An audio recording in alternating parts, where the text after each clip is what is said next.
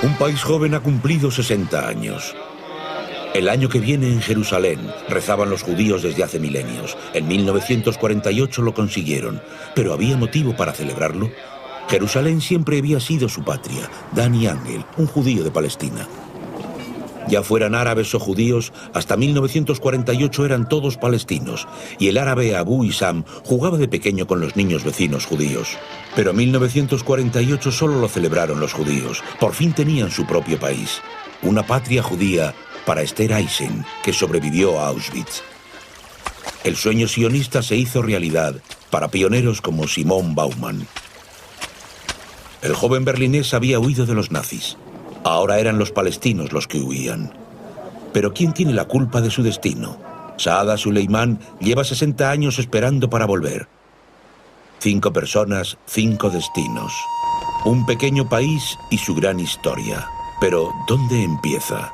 1948. Sueño judío, pesadilla árabe. ¿Cómo se creó Israel?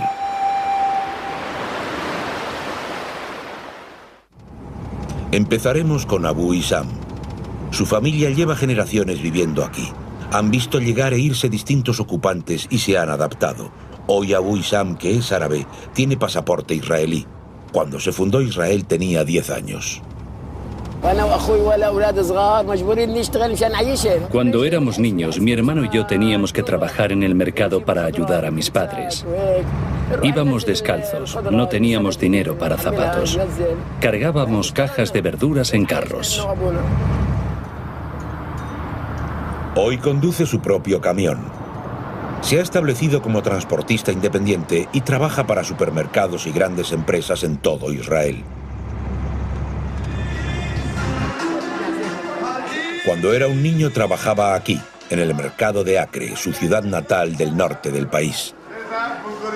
Los comerciantes son árabes y muchos de sus clientes son judíos. Ahora, igual que antes, con toda normalidad. Aquí, el sangriento conflicto de Oriente Medio, con sus trágicas imágenes, parece muy alejado. Es asombroso, puesto que Acre ha sido el escenario de muchas guerras. Griegos, árabes, cruzados y Napoleón. Todos quisieron conquistar la ciudad. En 1917 llegaron los británicos, gobernaron Acre y toda Palestina, a árabes y judíos, y ambos imaginaban disponer de un estado propio en un futuro lejano. Abu Isam creció en la ciudad vieja de Acre, muy cerca del mercado. En esta casa tenían 2 habitaciones. Allí vivía toda su gran familia. El padre, Ali, alimentaba a la familia alquilando su burro. La madre, Nafisa, cuidaba de sus 9 hijos. El colegio era demasiado caro y los hermanos pasaban la mayor parte del tiempo en la calle. Allí conocieron la vida y a los hijos de los vecinos. Juntos descubrieron el mundo. Cuando éramos pequeños, los niños árabes y judíos siempre jugábamos juntos. Nos comprábamos dulces, nos encontrábamos en todas partes, en las tiendas, en la calle. Los llamábamos árabes judíos. Eran hijos de nuestra tierra.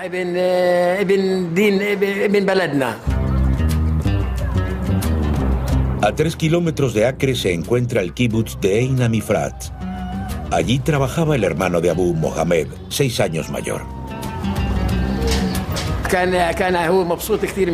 Estaba muy contento con su trabajo.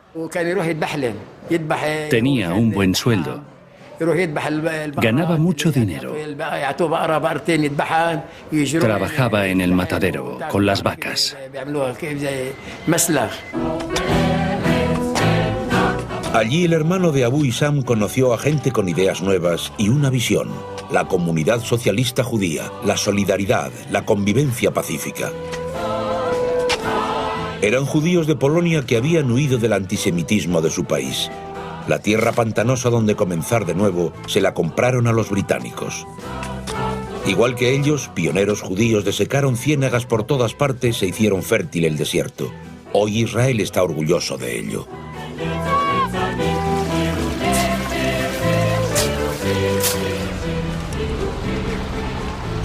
En la misma época en que Mohamed, el hermano de Abu Isam, trabajaba aquí, llegó Simón Banai. Antes de convertirse en kibbuznik, se llamaba Simón Bauman, y nuestra búsqueda del principio de la historia también podría comenzar con él, a quien Palestina le salvó la vida. El niño de ciudad berlinés se transformó en un recio campesino y disfrutó con ello. Enseguida hizo amigos, también entre los árabes. Trabajaba con un rebaño de ovejas y cuando llevábamos los rebaños a casa nos encontrábamos con muchos árabes y así aprendí a hablar árabe. Me lo enseñaron ellos. Éramos muy buenos amigos. Un año antes era un niño tímido del barrio berlinés de Seunen. Sus padres habían huido de las persecuciones de judíos de Polonia. En vano. En 1938 destrozaron su negocio berlinés. Quisieron salvar a su hijo de los nazis y le enviaron a Palestina en 1939 en el último transporte de niños. Tenía 14 años. No sabía que no volvería a ver a sus padres. Para él el viaje fue una gran aventura.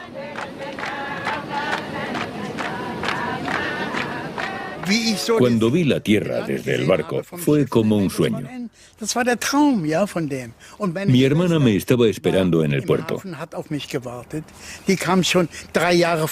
Había venido a Palestina 3 años antes. Tuve la sensación de vivir un sueño. Al igual que Simón, 200.000 judíos europeos huyeron a Palestina, su única salvación, puesto que tenían cerradas casi todas las fronteras. Y hasta 1939 se triplicó la población judía del país. Simón fue primero a Tel Aviv, una ciudad moderna que le recordaba un poco a Berlín. Fundada en 1909, un trozo de Europa en Oriente Medio, administrada por el mandato británico, igual que toda Palestina. Tanto judíos como árabes eran apátridas. Jerusalén era sagrada para ambos. Y para los judíos, también su patria histórica eterna. La mayoría de Palestina era árabe, pero los judíos seguían añorando Sion a pesar del largo tiempo transcurrido desde que los romanos les expulsaron. Por eso, hace 300 años, la familia de Dani Angel regresó a Jerusalén. Creció en una familia liberal y abierta y en casa hablaba hebreo, francés, ladino y árabe. Muchos jóvenes árabes venían a la parte judía de la ciudad, a los cafés, las salas de baile y los cines. Dirige una de las mayores panaderías de Israel, pero no es una simple fábrica, es su hogar. Precisamente porque aquí trabajan árabes y judíos mano a mano. La historia de Israel es también la historia del éxito del empresario Dani Angel, que ha hecho realidad el sueño de sus padres. Creían en un Oriente Medio en paz, sin odio y sin fronteras. Sus padres, Esther y Shlomo, fundaron en 1926 una pequeña panadería, con 25 empleados, árabes y judíos. Pero ya de niño Dani aprendió que esa convivencia no se daba por descontado. Cuando los extremistas árabes atacaron el barrio judío de Hebrón en 1929, asesinaron a 67 personas, entre ellas a toda la familia de su tío. Dani tenía 10 años. Fue una catástrofe. Un atentado inhumano. Masacraron a la gente, la mataron y la quemaron. El responsable de la masacre fue el muftí de Jerusalén, Hash Amin el-Husseini. Como máxima autoridad religiosa, los británicos le habían elegido representante de la población árabe y debía velar por la ley y el orden. Pero lo de Hebrón fue solo el comienzo. Cuantos más judíos buscaban refugio en Palestina, más amenazados veía Husseini los intereses árabes. En 1936 se convirtió oficialmente también en líder político. A partir de entonces, los enfrentamientos sangrientos se volvieron rutinarios, sobre todo en Jerusalén. Tras el inicio de la revuelta árabe, los judíos y los árabes se separaron. No pueden estar enamorados unos de otros cuando se libra una guerra. Los judíos empezaron a armarse en 1920. La milicia secreta ilegal Haganah se convirtió en un ejército de combate entrenado con el consentimiento británico. Danny, el hijo del panadero, con 17 años era casi un veterano. A los 13 se había unido a la milicia. Entonces estaba prohibida y los británicos eran el enemigo. 7 años después, en 1939, Danny se convirtió oficialmente en soldado británico. Empezó la Segunda Guerra Mundial y, al igual que Danny, 30.000 judíos se alistaron voluntariamente en el ejército británico. Ahora el enemigo común se llamaba Hitler. Los británicos recibieron a Danny con los brazos abiertos. Hablaba árabe con fluidez y le dieron trabajo como intérprete. Primero le enviaron al norte de África, que ya estaba invadido por las tropas alemanas. Los seguidores del Muftí apoyaron al enemigo de los judíos, Hitler, quien recibió al líder árabe con todos los honores en 1941. Der Führer empfing den Großmufti von Jerusalem, einen der einflussreichsten Männer des arabischen Nationalismus. Der Großmufti ist das religiöse Oberhaupt der Araber in Palästina und gleichzeitig deren oberster Richter und Finanzverwalter. Wegen seiner nationalen Haltung verfolgten ihn die Engländer erbittert und setzten auf seinen Kopf einen Preis von 25.000 Pfund aus. Auf abenteuerlichen Wegen gelangt er über Italien nach Deutschland. En ese mismo año, 1941, Simón Banai, que tenía 16 años, se alistó también en el ejército británico. No era cuestión de venganza. Queríamos demostrar que los judíos se defendían, que podían luchar, y luchamos. Igual que Simón Banai, pensaban muchos judíos, tantos que los británicos les asignaron su propia unidad. La brigada judía contaba con 5.000 soldados. La unidad de Simón luchó en Europa, en Italia, Bélgica y Holanda. Luego acabó la guerra y Simón comenzó a buscar a sus padres. Pero lo único que encontró en Berlín fue un candelabro que le habían dejado sus padres. Entonces se dio cuenta de que le habían salvado la vida al enviarle a Palestina. No quedaba ni rastro de ellos. Poco a poco se enteró de que Europa era un cementerio judío. Conoció a supervivientes de los campos, con el rostro desencajado, más muertos que vivos, demasiado débiles para celebrarlo. El ejército británico liberó a 60.000 personas en el campo de Bergen-Belsen, 13.000 de las cuales solo sobrevivieron unas semanas más. En todas partes reinaba la misma imagen, sin fuerzas y sin raíces, liberados pero no libres. ¿A dónde podían ir? A 1 kilómetro del campo de concentración, los británicos montaron un campamento para personas desplazadas, judíos apátridas de Europa. Un nuevo comienzo en Bergen-Belsen. Allí, precisamente, también para Esther Eisen. Era polaca, la única de su familia que había sobrevivido a Auschwitz. Tenía 16 años y poco a poco comenzó a recordar lo que era vivir sin miedo. Hoy expresa con su arte las terribles experiencias de su juventud. Quien quiera entender la historia de Israel debería escuchar a personas como Esther. Sus recuerdos, su añoranza de una patria judía, su esperanza en el futuro.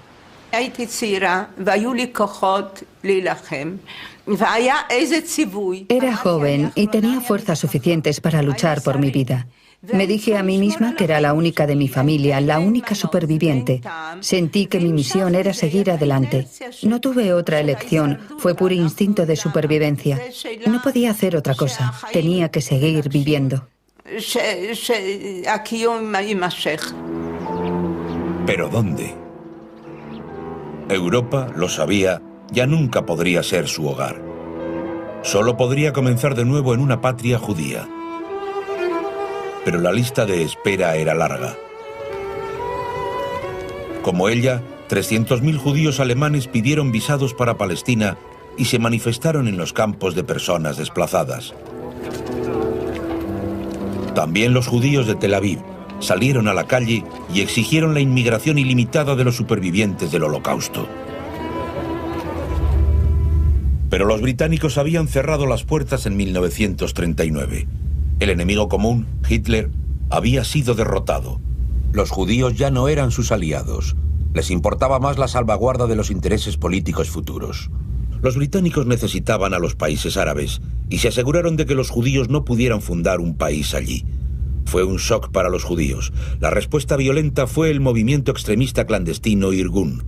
En julio de 1946 volaron el Hotel Rey David de Jerusalén, cuartel general del ejército británico. Hubo 91 muertos. La respuesta de los británicos fue dura. Encerraron a los extremistas de Irgun en la histórica cárcel de Acre.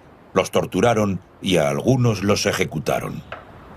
El movimiento clandestino Haganah, más moderado, rechazaba el terrorismo. Se propuso actuar de forma más discreta e introdujo ilegalmente judíos europeos, aunque muchos de sus intentos fracasaron. En julio de 1947, los británicos interceptaron el barco que pasó a la historia con el nombre de Exodus. Sus 4.500 pasajeros fueron reenviados al país de sus asesinos, Alemania. Esther Eisen debería haber viajado en el Exodus, pero la casualidad quiso que se quedara en el campo de Bergen-Belsen. Y precisamente allí conoció el amor. Ella tenía 16 años y Jacob 24. Para ambos el amor supuso el milagro de volver a creer en el futuro, un futuro juntos en Israel. Me propuso matrimonio. Poco después nos casamos en Bergen-Belsen, justo un día antes de que la ONU accediera a la división de Palestina en noviembre del 47. Afganistán, no. Argentina. Afganistán dijo no. Argentina se abstuvo. Estados Unidos y la Unión Soviética dijeron sí. Yes. El 29 de noviembre de 1947, la ONU decidió la partición de Palestina. Yes. Fue una votación decisiva para los judíos que la siguieron desde todo el mundo. Esther la escuchó por radio en el campamento de Bergen-Belsen.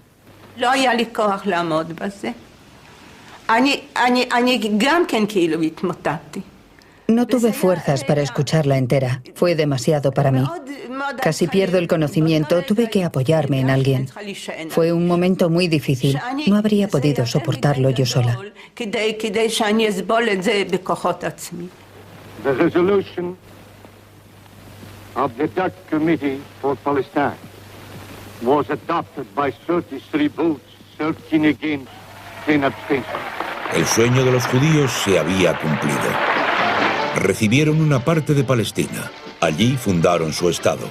Lo celebraron en Tel Aviv, pero no solo allí.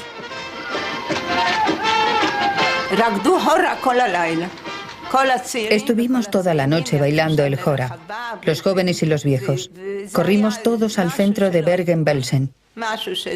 No se puede describir. Fue un momento extraordinario. Hasta entonces estábamos todos de luto. Se nos había hundido el mundo. Y fue un día de euforia y gran alegría. Supimos que teníamos un futuro, que no habíamos sufrido en vano.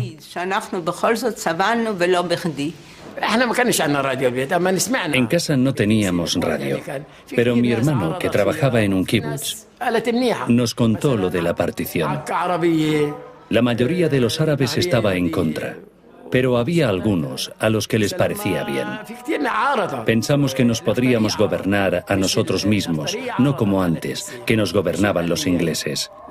La partición significaba que los judíos mandarían en una parte y nosotros en otra, y al final podríamos vivir juntos. Pero el plan de reparto convirtió Palestina en una alfombra con remiendos. No contentó a ninguna de ambas partes. Los árabes lo rechazaron, pero los judíos lo aceptaron. Después del Holocausto querían tener un país fueran cuales fueran las condiciones. La decisión de la ONU fue una mala decisión en muchos sentidos.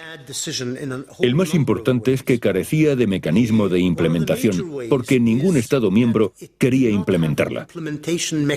Si iban a partir Palestina para crear un Estado judío que podía ser atacado por sus vecinos y por su población interna palestina, deberían haber estipulado un mecanismo que garantizara que la decisión se ejecutase y el nuevo Estado sobreviviera. Pero los norteamericanos no quisieron y los rusos tampoco. No querían enviar un ejército después de haber sufrido tantas bajas en la Segunda Guerra Mundial y no querían luchar contra los árabes en Palestina. Como era de esperar, el mundo árabe se indignó. Para ellos toda Palestina era árabe. Intentaron evitar un Estado judío por todos los medios. En 2 meses mataron a 200 judíos. Y una vez más el colaborador de los nazis, Haj Amin el-Husseini, muftí de Jerusalén, fue uno de los instigadores de la violencia, apoyado por partisanos sirios e iraquíes.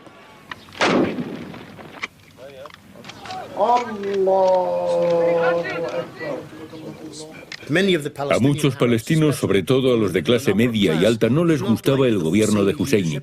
Era un extremista fanático y tonto. Y no querían luchar bajo su mando ni con sus soldados. El muftí excluyó a todos los que se oponían a su política violenta. En invierno de 1947, las milicias árabes asediaron la parte judía de la ciudad antigua de Jerusalén. La población quedó aislada del exterior. Sus habitantes pasaron hambre y frío. El asedio no sirvió de nada. Los asediados recibían alimentos de forma clandestina. La panadería de Angel les suministraba no solo pan. En algunos de los sacos de pan metíamos armas. Tenía un conocido británico que hacía la vista gorda. Para nosotros, lo más importante era llevarle pan a la población, pero aprovechábamos la ocasión para ayudar un poco con armas.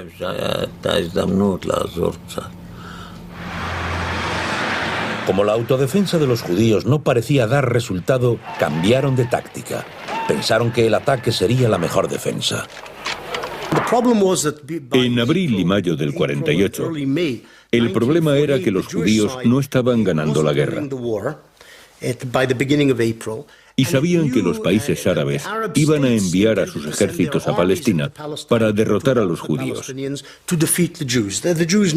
Así que despejaron la retaguardia y se hicieron con el control interno del país antes de que les invadieran los ejércitos árabes. Sabían que no podían ganar la guerra si tenían que luchar en el frente contra los ejércitos árabes, mientras las milicias internas les disparaban desde atrás. En esa guerra los judíos destruyeron 400 pueblos árabes. Por ejemplo, Lifta, cerca de Jerusalén. Las ruinas de este pueblo siguen recordando el destino de la población palestina. Del pueblo árabe de Deir Yassin hoy ya no queda casi nada. Forma parte del cinturón industrial de Jerusalén. La panadería de Dani se encuentra aquí.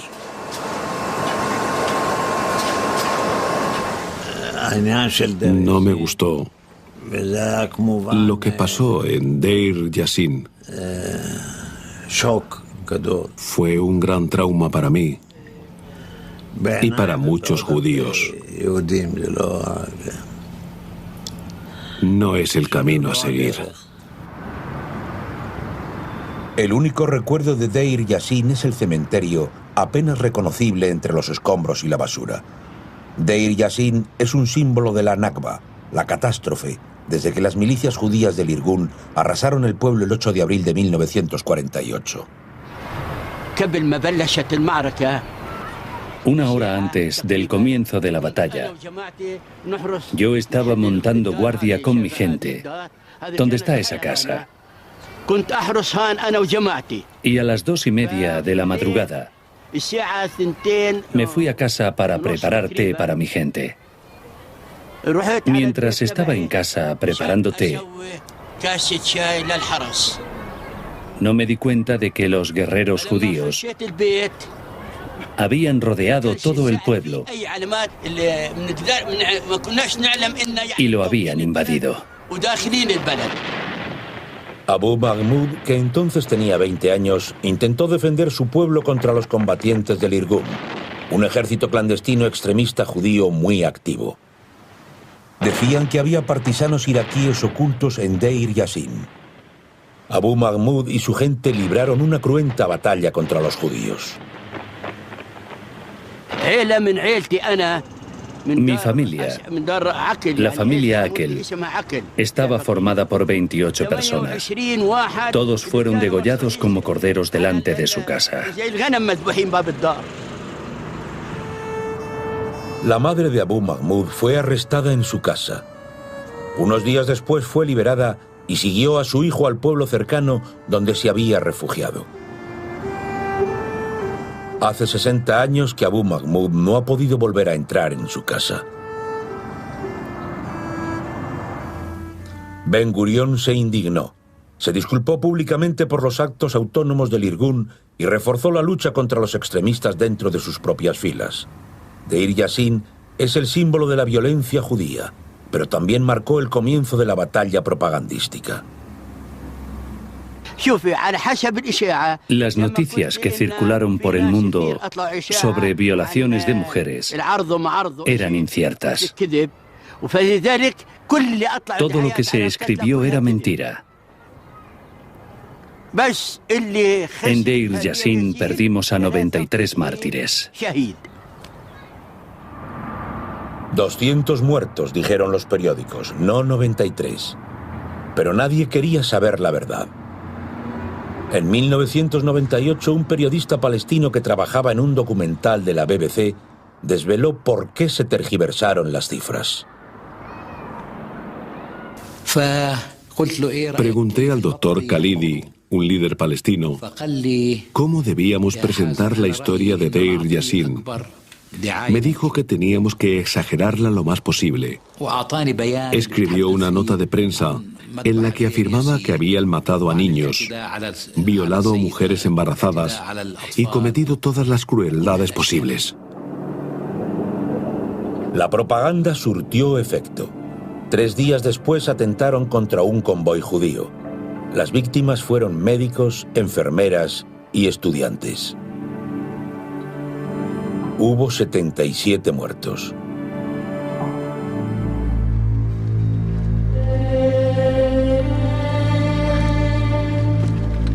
Pero también los judíos se aprovecharon de los rumores y exageraron conscientemente la violencia del ataque. La consiguiente huida en masa voluntaria de árabes les beneficiaba.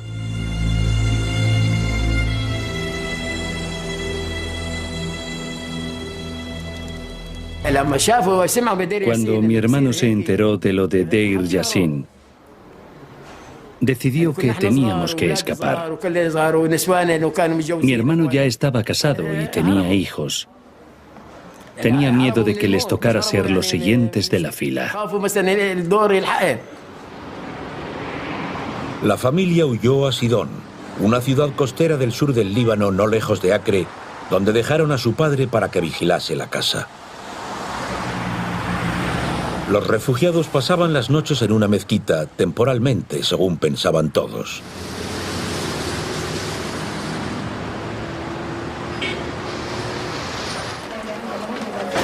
Saada Suleimán también huyó al Líbano y acabó en un campo de refugiados con la esperanza de regresar pronto a Hawassa, su pueblo de las cercanías de Haifa, en el norte de Palestina.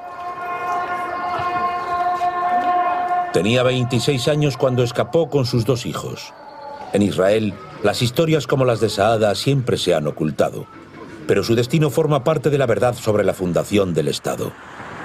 Vivía en la montaña de Hawassa y cuidaba de sus ovejas y cabras en un valle. Vendía queso a sus vecinos judíos. Hoy ya no queda nada de Hawassa. El nombre ha sido borrado del mapa. El jefe del pueblo, a quien acudíamos a pedir consejo, anunció desde el minarete de la mezquita que debíamos abandonar nuestras casas. Nos dijo que nos teníamos que ir. Nos dijeron que solo teníamos que irnos 7 días y luego podríamos volver. Nos engañaron.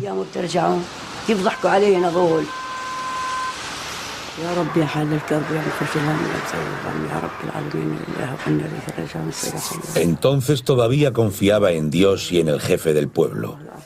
Las milicias árabes vencerían a los judíos, pronto. Pero los 7 días prometidos se transformaron en 60 años. Saada compartió destino con otros 750.000 palestinos. ¿Son refugiados o desahuciados? Hoy los expertos siguen debatiéndolo. Yo diría que la mayoría de la gente que huyó de sus casas lo hizo como resultado de la guerra. Cuando las batallas se acercaron a sus hogares, tuvieron miedo de resultar heridos, miedo a vivir bajo el dominio judío que rechazaban. Yo diría que solo una pequeña minoría fue expulsada físicamente por los judíos. Yo diría que solo unos 100.000 o menos fueron expulsados de sus casas por los judíos, que conquistaron sus pueblos y les ordenaron que se fueran en 24 horas.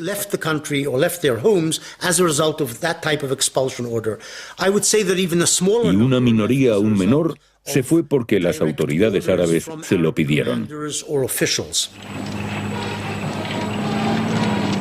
Los refugiados celebraron la retirada de los británicos de Palestina en mayo de 1948. Los vecinos árabes amenazaban con la guerra.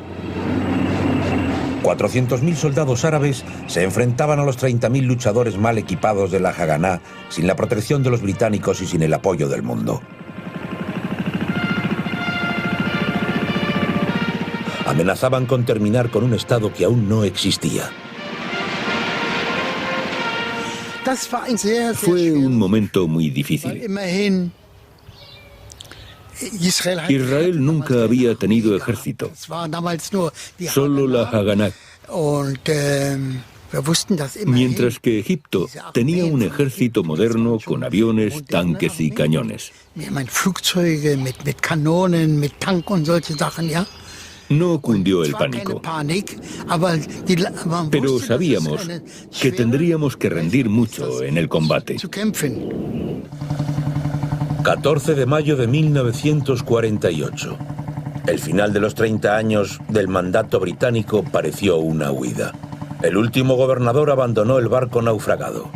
Los británicos no tenían ni idea de lo que se avecinaba. El ejército egipcio solo aguardaba una orden para atacar el nuevo Estado judío, pero nunca la recibió. El Comité del Pueblo se reunió en secreto durante días en Tel Aviv. Decidían sobre la fundación del Estado. David Ben-Gurión sabía que todo apuntaba en contra, militar y políticamente. Incluso Estados Unidos lo desaconsejaba vehementemente, pero Ben-Gurión pensó que ahora o nunca. Mientras se abría paso entre la multitud, la noticia se corrió como la pólvora. El comité había votado sí al Estado de Israel por 6 votos contra 4. Anu חברי מועצת העם, נציגי היישוב העברי והתנועה הציונית, ביום סיום המנדט הבריטי על ארץ ישראל. מתוקף זכותנו הטבעית וההיסטורית, ועל יסוד החלטת עצרת האומות המאוחדות, אנו מכריזים בזאת על הקמת מדינה יהודית בארץ ישראל, היא מדינת ישראל.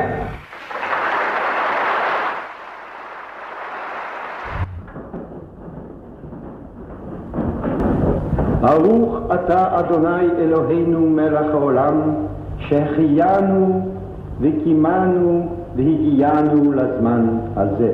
Los invitados rezaron.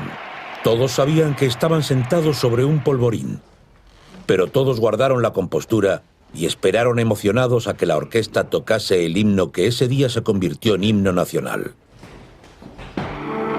Se llamaba Hatikva, esperanza en hebreo. La esperanza de ser un pueblo libre en nuestro país, en la tierra de Sion, dice su letra. Ben-Gurión escribió en su diario: hay una alegría y un júbilo desmesurados en todo el país. Sin embargo, yo me siento otra vez como un hombre triste entre gente feliz, igual que el 29 de noviembre. Esa misma noche la aviación egipcia bombardeó Tel Aviv. Jordania, Siria, Irak y el Líbano también atacaron.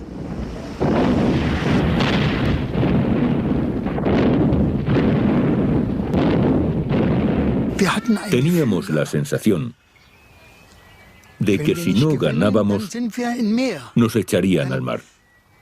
Teníamos que ganar. El puerto de Haifa. Aquí llegaron Esther Eisen y su marido Jacob a la mañana siguiente. Llenos de esperanza sobre su nueva vida en Israel y un futuro en paz. Querían vivir tranquilos de una vez. Pero el 15 de mayo fue el primer día de guerra en su nuevo país.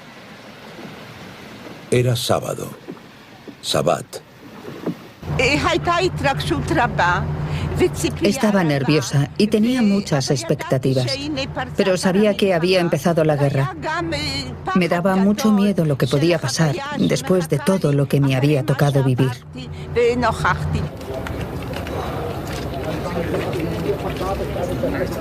Los nuevos inmigrantes eran alojados primero en tiendas de campaña.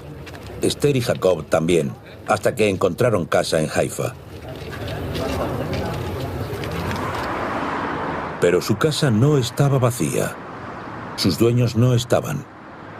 Habían huido o los habían echado. En la casa todavía había muebles, una mesa y sillas. Y olía raro. No me gustó mudarme a esa casa. La calle entera estaba vacía, como aniquilada. La casa me pareció un animal muerto y sin enterrar. Tenía que empezar una nueva vida sobre la base de la destrucción de la vida de otras personas. Guerra en todos los frentes. El enemigo más peligroso era Jordania con su potente ejército. Conquistó Latrun, antigua fortaleza de la policía británica. Los judíos intentaron reconquistarla 4 veces, pero fracasaron las 4. Los jordanos bloquearon desde allí la única carretera a Jerusalén.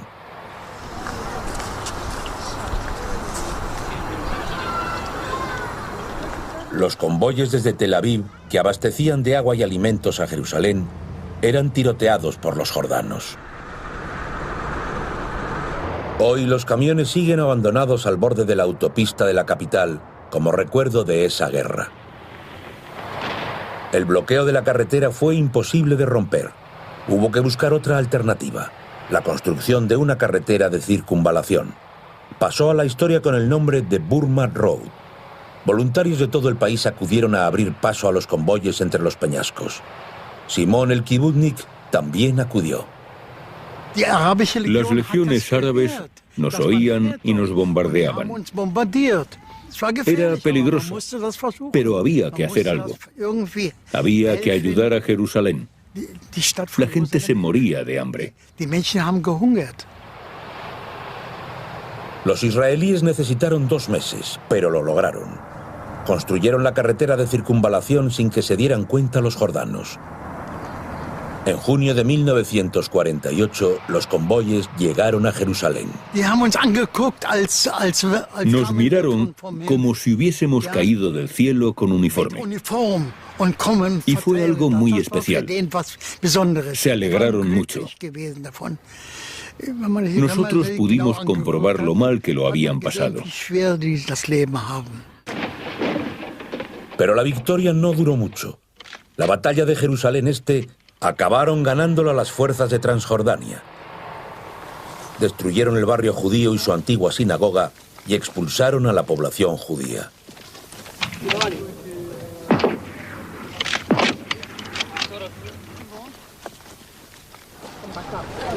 El Muro de las Lamentaciones, en el centro de la ciudad vieja, el lugar más sagrado para los judíos, permaneció fuera de su alcance durante casi 30 años.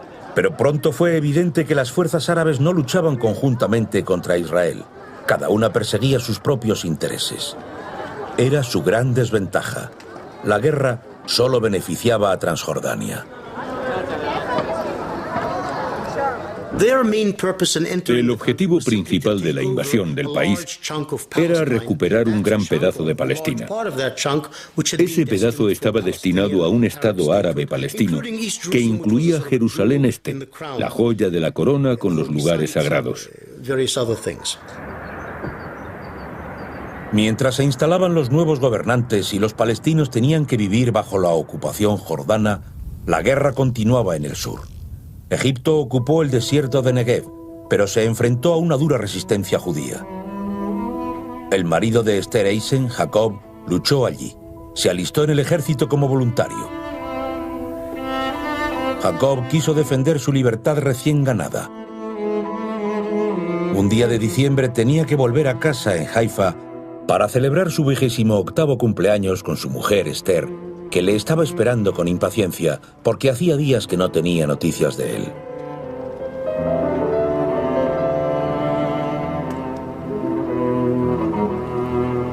En lugar de Jacob se presentaron 2 oficiales que le dieron la noticia.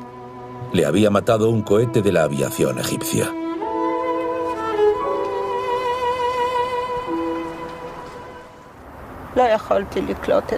No me lo podía creer, pero era verdad. Me volví a quedar sola después de todo lo que había levantado, después de todo lo que creía que había conseguido en Israel.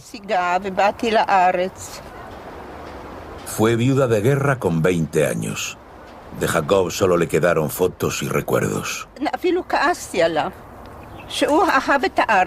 Me llegué a enfadar con él por haber querido a su país más que a mí, por haberse ido a la guerra y haberme dejado triste y sola. Le perdí. 2 semanas después de la muerte de Jacob comenzaron las negociaciones del armisticio. Para Esther era demasiado tarde. Las fuerzas árabes no pudieron cumplir su amenaza de aniquilar el Estado judío. Israel fue el vencedor de la guerra y conquistó tierra que la ONU había concedido a Palestina.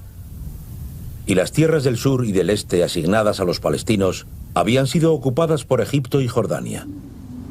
¿Y los palestinos? Era evidente que las naciones árabes no se habían involucrado en la guerra por su libertad. Fueron los claros perdedores. Los refugiados fueron acogidos por sus vecinos árabes e internados en campamentos improvisados.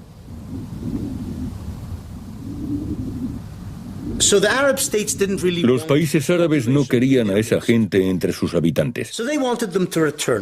Querían que los refugiados volvieran a su país. Pero también querían que los palestinos volvieran a Israel para socavar el Estado judío. Hoy los palestinos siguen siendo peones contra Israel. En el Líbano es donde viven en condiciones más penosas, como aquí, en el asentamiento de Burj el Samali, al sur del país, donde casi todos los refugiados son apátridas, extranjeros con permiso de residencia temporal. Les están vedadas muchas profesiones, no pueden adquirir bienes inmuebles y están excluidos de la vida política y social. Tanto los refugiados de entonces como sus hijos y sus nietos.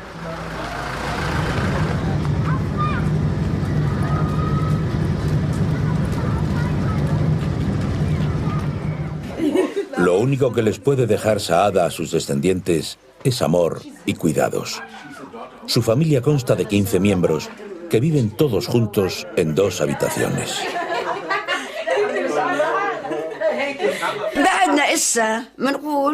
Siempre conservamos la esperanza en Dios. No sé. Vemos que los gobernantes árabes viven muy bien con sus mujeres. Y a nosotros nos arrastran de un lado a otro del país, mendigando, viviendo como gitanos, descalzos, harapientos. Y ellos ni se fijan. Ellos viven muy bien. Dios sabe lo que pasará. La mitad de los habitantes del Burj el Samali están en el paro. No pueden contar con ingresos fijos. A Saada le cuesta hasta disponer de agua. Así viven hoy cerca de 4 millones de refugiados palestinos en Siria y Egipto, en el Líbano y en Jordania. Muchos de ellos aún confían en regresar a Palestina. Falestín, como llaman al Estado judío. Israel se negó a acoger a los refugiados palestinos. Eran refugiados de un pueblo que les había atacado y que intentó impedir la creación del Estado de Israel. Si les hubieran permitido volver, habría supuesto tener al enemigo en casa y habrían desestabilizado el país. Esa ha sido la postura de Israel desde 1948 hasta la actualidad. No quieren que vuelvan los refugiados porque convertirían el Estado judío en un Estado árabe, o al menos sembrarían el caos y desestabilizarían el país porque no quieren vivir bajo dominio judío. Cuando Israel propuso aceptar a 100.000 refugiados, los países árabes insistieron en el regreso de todos los refugiados. Abu Isam tuvo suerte, porque la ONU permitió al menos el regreso de refugiados que aún tenían familia en Israel. Y por eso pudo volver a Acre con su padre.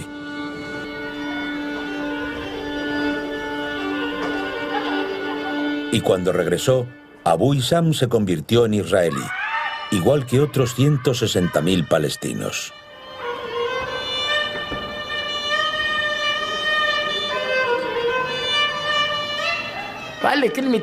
No nos resultó duro que nos gobernaran los judíos. Ese no era el problema. Si podíamos elegir entre ingleses y judíos, era mejor que nos gobernasen los judíos. Hoy Abu Isam vive con su familia en Acre. Son ciudadanos israelíes y árabes, como el 20% de la población. Abu Isam disfruta de la vida en familia y está orgulloso de sus hijos. Uno incluso ha llegado a ser teniente de alcalde de Acre. Pero echa de menos a su hermano Mohamed, su hermano mayor, que tuvo que quedarse en el Líbano porque tenía allí a su mujer y a sus hijos. Israel le prohibió regresar. Los hermanos no pueden verse, solo hablar por teléfono, como tantas familias árabes divididas que también forman parte de la historia de Israel. El mayor deseo de mi hermano sería poder volver y vivir aquí. Yo vivo en mi país, en mi casa. Tengo trabajo y me va bien. Tengo derechos. Él no tiene derechos. Solo Dios le protege.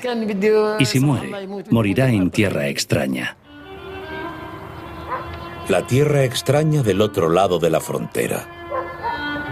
Tierra enemiga.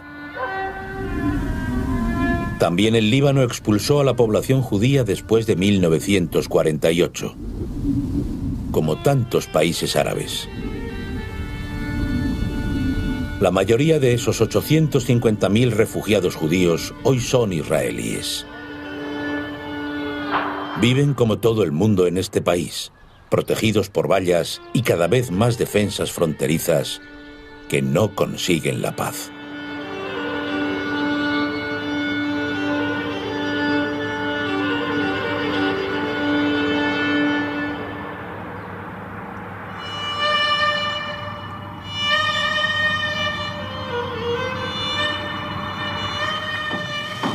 Antes, en el kibutz de Simón Banai, el niño de Berlín, bastaba con una frágil torre de madera para defenderse de los ataques árabes.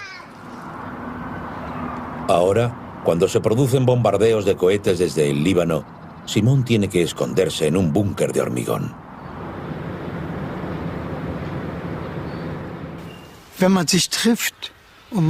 Cuando nos encontramos, no nos decimos hola o buenos días. Nos decimos shalom, que significa paz. Y el mayor sueño que me puedo imaginar es que algún día podamos vivir en paz todos juntos.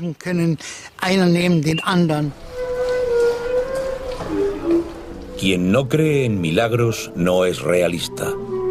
Dicen que decía Ben Gurión. Hay días en que los milagros parecen accesibles. Por ejemplo, cuando nieva.